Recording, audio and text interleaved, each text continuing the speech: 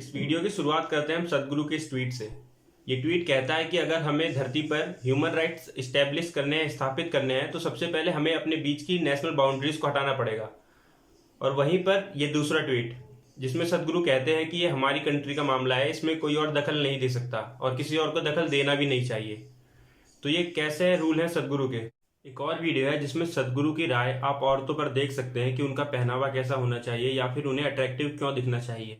Discussed broadly here, especially in the Telugu states, in the context of various social issues and crime. How girls dress. The onus of dressing right and being right is always on the girl, especially when events. Because she's getting the attention.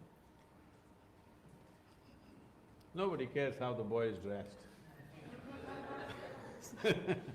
But people are looking at how the girl is dressed because she's getting the attention.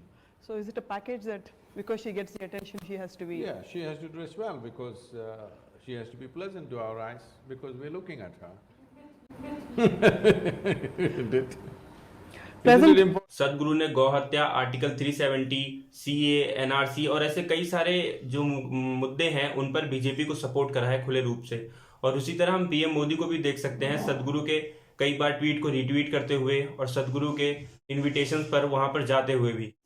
गुरु शब्द की उत्पत्ति भारत में हुई। इस शब्द का मतलब है एक ऐसा आदमी जिसके अंदर स्पिरिचुअल पावर हो और वो स्पिरिचुअल मैसेज कन्वे करता हो समाज में, ताकि इससे समाज की भलाई हो और समाज में अच्छे लोग ज्यादा हो सकें।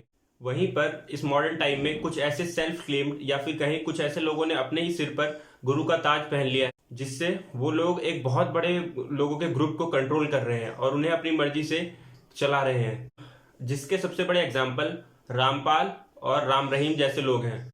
एक गुरु का मतलब होता था एक साधारण जीवन जीना सीमित रिसोर्सेज के साथ, लेकिन आज ऐसा कुछ भी नहीं है। जितने भी मॉडर्न गुरुज हैं उनके पास लग्जरी कारें, लग्जरी बाइक्स, जिसमें सदगुरु, राम रहीम और कई ऐसे लोग आते हैं जिनके पास ये सारी लग्जरीज हैं। ये लोग दुबई घूमते हैं और दूसरी कंट्रीज में भी ट्रैवल करते हैं।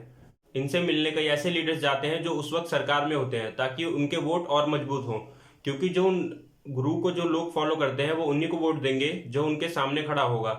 और इसी तरीके से जब वो लीडर्स उन गुरु से मिलने जाते हैं तो कई और ऐसे लोग उन गुरु से अट्रैक्ट हो जाते हैं, तो उनका कुनबा और बड़ा हो जाता है, जिसे हम कल्ट कहते हैं।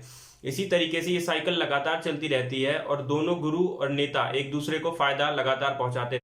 इन गुरुओं और नेताओं के बीच इस रिलेशनशिप की वजह से हमें कई ऐसे लोगों के बारे में पता ही नहीं लग पाता कि वो पर्दे के पीछे कैसे कैसे काम करते हैं, जिनमें जब एक बार रामपाल को पकड़ा गया तो पुलिस से लगभग एक हफ्ते तक लगातार पुलिस और रामपाल के भक्तों के बीच में क्लैश चला, जिसमें 200 से ज्यादा लोग घायल हो गए, जिसमें कई सारे मीडिया पर्सन्स और पुलिस वाले भी थे।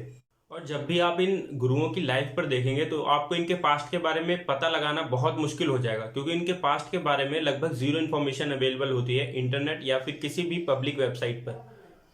और ऐसा ही है सदगुरु के साथ भी। जब भी सदगुरु से उनके पास्ट लाइफ के बारे में पूछा जाता है तो वो कभी भी क्लियर आंसर नहीं देते। जैसा कि उन पर एक आरोप है जो लगभग कई सारे यूट्यूबरों ने अपनी वीडियो में भी दिखा रखा है कि उनकी वाइफ के मर्डर के आरोप उन पर लग चुके हैं, जिसके बारे में आज तक उन्होंने कभी कोई डायरेक्ट आंसर नहीं दिया है। वो हर बार इस बात को घुमा देते हैं।